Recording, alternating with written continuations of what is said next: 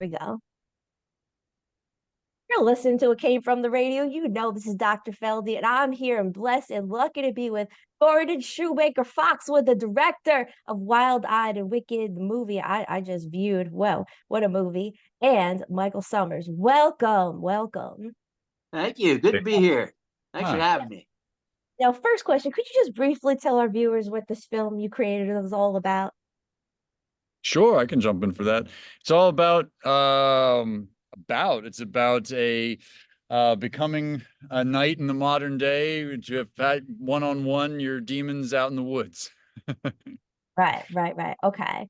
And now I'm going to go right to the end of the movie, actually, because this is my perception, which is a unique one. I found that communication, reconnecting, eliminating isolation, and teamwork eliminated this soul sucking, hope destroying demon, I guess I'll call it. Is this a metaphor for earth pain or earth plane real life happenings? Or is Absolutely. this exactly how one should go about defeating actual demons? Both, both.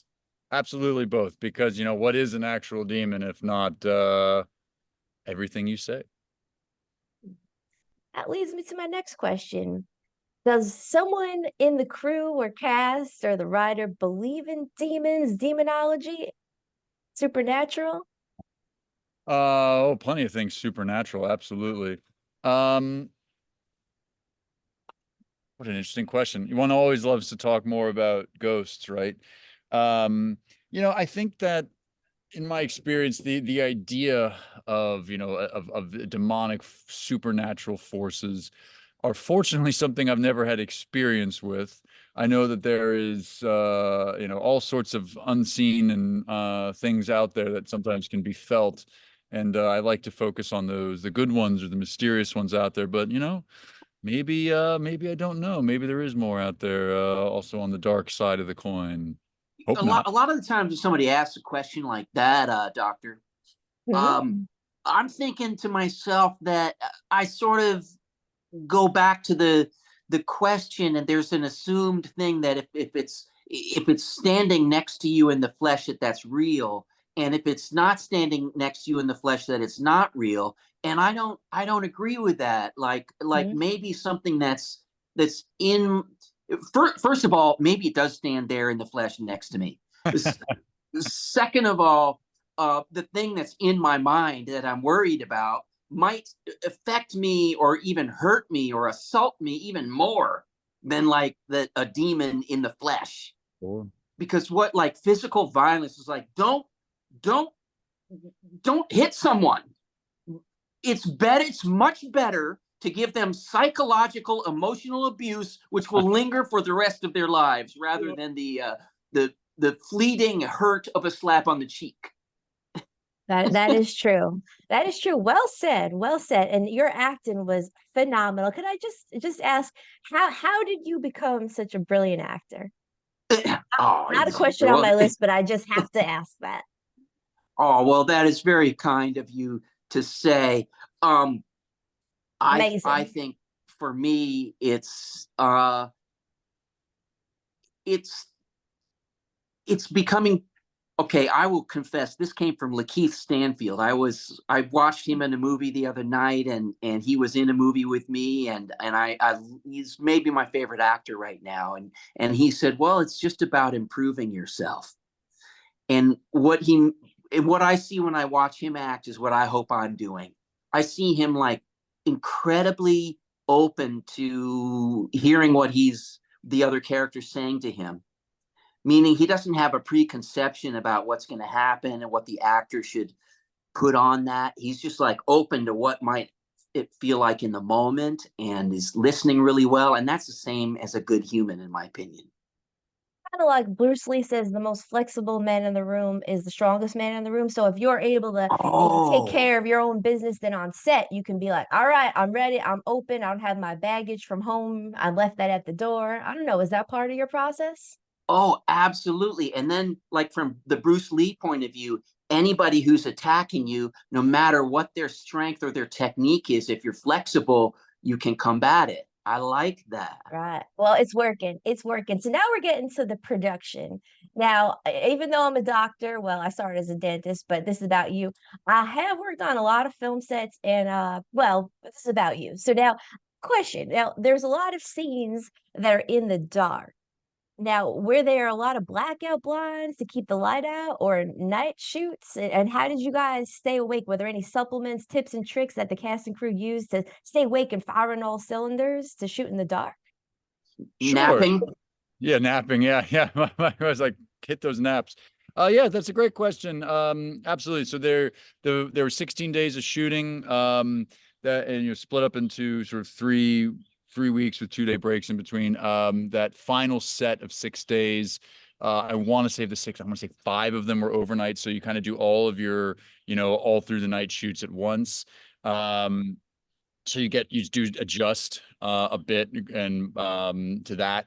I mean, staying awake, just caffeine, usually there's that 3 a.m., 4 a.m. like lull, which, for me, directing it, it was like that was the one thing I could absolutely like, a couple of things I could ever do. One of the absolutely things I could never do was if I'm falling asleep and, then the whole thing falls asleep. So I had to stay kind of wired. Which led to some fun things, which my producer Patrick, he likes to get ridiculous things like C4 Starburst flavor and all these like wild thing. Have some of that. Yeah, yeah. Yeah, And I remember one time flavor. like when I went to get like a caffeinated drink at like 4 a.m. in the woods, and the only caffeinated drinks left, they were like spicy Mountain Dew. I was like, God damn it, Patrick. I had to ask this. I knew it. I knew it because I've been on sets and people live off Celsius now. But anyway, all right, back to now the meat and potatoes. Now, okay. Lily discovers a box of notes her mother kept and concludes that she's part of a generational curse, specifically like a monster, evil creature with yellow eyes that fed off her and her mother and her ancestors, maybe her ancestors, maybe before the Big Bang. We don't even know when it started. What are your thoughts on passing down trauma or demons from parent to child? Sure. Actual demons or trauma, anything really, or genetic dispositions, heart failure, whatever. Sure. What do you think, Michael? You have better demon answers than I do. My answer is I'm difficult this way. My answer is almost always the reverse. How do you stop it? It's less about how to keep it going than how to stop it. And that's a more difficult question. I mean, because the abusive father who hits his son, well, it's pretty common for that son to hit his son and his wife and all of these things. But how do you stop it? That's a good question, and I think it's one that's been in our culture pretty strongly lately, which is a good thing. And a lot of it is about you acknowledge it first. That's the first step. You acknowledge it, and that's almost, in my opinion, when I'm working on my personal demons, it's sort of the ongoing step, but in the last step too, in a way. It's like, oh, there you are. There you are, personal demon. Just sit over in the corner, please. Don't bother me. I see you, but I'm going to ignore you. It's so weird because I've acted in my younger days too. I'm No actually way. 70 years old. I look pretty damn good. But my younger You years, do. I acted, and it's people always thought I was the character. So now I see you kind of all down for most of the film. You're so gregarious, and it's just so fun to see in a different persona. And people, society often believes that you are the character you play. Have you felt Yeah. that people Oh, say they think you're going to be just like you with the characters? absolutely. Yeah. And it's funny, even the people in the industry do that because all of a sudden you do well in one part and then you're playing that one part the whole time. It's like, well, actually I came at this from comedy. So, like I'm the depressed father. That's what I'm going to be playing for the. Right, exactly. I'm picking up a comedy vibe. I've done some therapy in my days, and I've done stand-up comedy. So I'm like, I can see you on stage doing all types of clown stuff. So anyway, all right, let's go switch gears. So now, long question. Lily is finally faced with this wild-eyed demonic creature one night, and it scares her. And her girlfriend invites her to a party in New York City. She could have easily fled the scene, surrendered in fear, like I've done many a time. Whew. But instead, she decides to not hide, take the offensive route, and pursue a fight that she intends to win with this demon. Why fight? Why does the character fight? Why does she decide to sharpen her tools literally and fight evil instead of giving up? How come? Sure. Hmm. Well, the first thing is that we see it's been ruining her life, and has been running. She has been running for it for most of her life. And she's sick of it. That's the core of the story. She's sick of it. I don't want to live this way. I don't want this to keep ruining my work, my friendships, my relationships. And that's the fun of Wild Eyed and Wicked. That's the blood and iron and fun of Wild Eyed and Wicked is, let's do Hereditary with Joan of Arc. Let's, have someone fight back. Hmm. Now, would you mind, you could say no, sharing any situations where you stood up and fought when you had the chance to give up and maybe just lose the battle or run from it? Oh my, what an interesting question. Mhm. You know, I'm sure I have an answer, but it's almost such a fascinating question. It almost stuns me. It's like, yeah, there've been little things here and there in life. Sure, I'm fortunate. I've perhaps never had something super massive. Mm. My wife certainly has, most certainly has. Hmm. Uh, but yeah, but no, I definitely I think one, you always have that question of when you're confronting something is like, what's the best thing to do? Is it to, will the situation be improved by, a front on confrontation, Right. or is the situation best improved by, just kind of, maybe building boundaries and just doing the best you can to find better communication. It depends, but definitely something as fun and direct as this. For me, not necessarily something with so much iron and steel, but my Mm. wife's a little different though. Have you had, I had some yeah. demons in my life that I had some demons that I decided I'm done, man. It's time to fight back, and it's the Mhm. thing that Gordon said about you being tired was a big part of it. The demons were addiction, and they came together. It's just people like, you can't be addicted to marijuana. I'm like, yeah, maybe you can. Oh, And you I can. yeah. And I had this constant question in my head, which is, oh, when am I going to smoke my next bowl or whatever? Been And there. that question haunted me. Like I'm smoking a bowl, and I'm thinking, Mhm. yeah, but how much longer can I hold out before my next one? I'm like, why? Even now you're like, and the way to confront that demon was I said, well, the answer has to be never.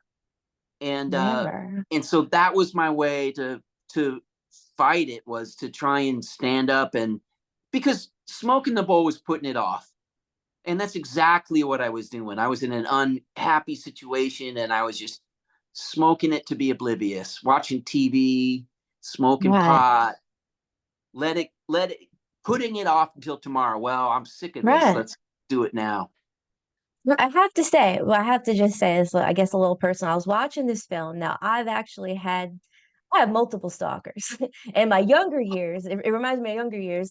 I actually had someone, I think, who's murdered people, scare me away from stand-up comedy. And I'm looking back and watching this film yesterday. I'm kind of Hmm. feeling, brought back to that place. And I'm thinking, oh, I just feel like a victim. But when I saw the end of the film, it really surprised me. I kind of thought these were humdrum. They're gonna go through and play the victim. Oh, what a boring movie. These people are just losers, they're not gonna do anything. But then they totally surprised me and they took the offensive and they beat this demon. And I'm just like, wow, it just motivates me to more face things that scare me rather than cower. I actually had to quit stand-up comedy. I was too afraid to go on stage. I thought this murderer would show up to my shows. So I cowered in fear. And I'm like, you know what? I wish I got up and I fought, because look what happened. Look how things ended. Everyone was smiling, and she has her girlfriend there. And it was all about communication and teamwork and facing your fears, not putting it off and smoking a joint and just disappearing. So I think it's very motivated, inspiring film. So let's go on to the next film. I only have about a few questions because I got to get you out of here. Now, let's say Lily is talking about this mysterious creature that she has to battle. And she said, I need someone to believe me and to see what I see. Is this supposed to also be a metaphor for Yeah, real life thing? that was a question that line I wrestled with a lot. I wrestled with that line a lot. Because Love it. it's kind of at the center of the question of at the center of this film is a father-daughter relationship. This film is like, that is the absolute core skeleton of all of this. And in so many ways, it really is, it's two main characters, clearly Lily is our great heroine, but it's very much two main characters. And a big question for the dad, for Gregory, is, how much do what is the line between buying into something that might be a delusion, I think, is hurting someone, versus what is the correct amount of just being there to be like, I'm here to listen, I'm here to support. I mean, that's a critical exploration, because that's something ultimately that I don't come out of this film and even life with like a very direct, this is the answer to all situations. It's definitely like an exploration of what is that line. And I think Greg goes through that in this film. Hmm. And I found this, it's interesting. I found this just as this is more of a comment than a question. We go in, and I actually wrote this question out. I'll read it to you, but by the time I finished the film, I didn't agree with it, and I threw it out because I too was tricked, because you think that the dad is a POS, just garbage guy, and that's what you think before you watch the whole movie. So it's a really good lesson to show the viewer that don't judge people. You might think someone's the bad guy, but really it was the woman who was haunted, and the dad was trying his best, but I thought he was a bad guy, and I was like, I hate this guy, I can't stand him, but by the end I freaking loved him. So here's a question I disagree with. So this is totally threw it out. All right. In one scene, the daughter speaks what's truthful to her, pointing out that her father treats women nowadays better than he treated her own mom. And he says, don't make me regret inviting you here. And he shuts down while his daughter's truth is involuntarily pointed out to him. So my question was, some parents push things under the rug while other things face the facts and deal with their kids' failings. But you know what? That totally changed, because you gotta watch the movie. Which leads me to the end. I found this movie quite inspiring, as I already said. Any final thoughts for our listeners? Anything on your mind today you'd like to share? Free fall question. I'm just thinking about your recent comments, and that's what it was on my mind. Is like we're asking that Lily is looking for someone to believe in her, and that's, I think, my big conflict is the father, as Gregory but I'm thinking to myself, but it's not believable. There's a demon attacking our family out in the forest. It's not believable. And then to me, I have this thought in my head: well, is that important? Is like my preconception of what reality is that important? Is it what's important as a father is to be like, well, what you have stated is a believable fact versus my daughter. And I think that's why I become redeemed, is I side with my daughter. Wow. Right. And I really grew to like you, which was really heartwarming for me. I know it's just a movie, but sometimes movies can actually have emotional effects, and this movie Ah, did. And so a lot of times I'm really separated. I'm very detached, especially as a doctor, but not this. All right, you guys got to get out of here. Can you please tell our listeners and viewers your websites, your socials, and where to find you? Absolutely. June 11th will be anywhere you can rent something, but again, you can pre-order us on Apple TV, or get a physical copy on Amazon, or rent us on Amazon, anywhere. And then the Instagram is at Wild Eyed and Wicked, so it's an underscore. So at Wild underscore Eyed at Wild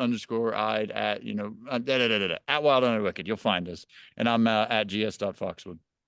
Beautiful. Great work. Very inspiring. Have fun promoting, have fun enjoying all the success, and I hope to see more work from both of you. Quite talented. Thank you so much. thank And you, now back to doctor. more Came from the Radio. Thank you, doc.